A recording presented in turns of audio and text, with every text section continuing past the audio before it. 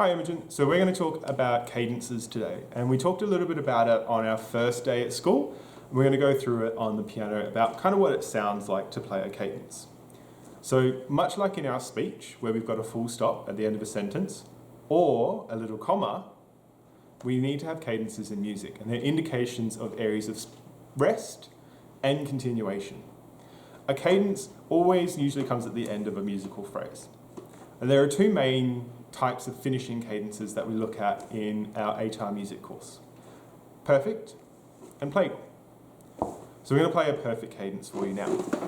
A perfect cadence has the chords in it 5 and then 1. In the key of C, your 1 chord or your tonic chord would be C major.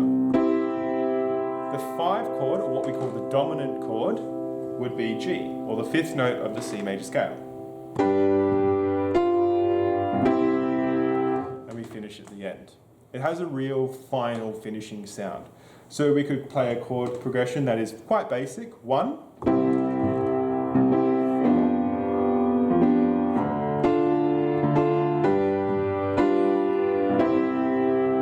and we have a nice finishing cadence. The other sort of cadence that we do is called a plagal cadence. And the plagal cadence has a slightly different quality. It goes from the 4 chord back down to 1. Also finishing, but it doesn't have the same kind of ring to it as 5 to 1. The main reason that is because our 4 chord has this kind of many quality to it. And we finish at the end.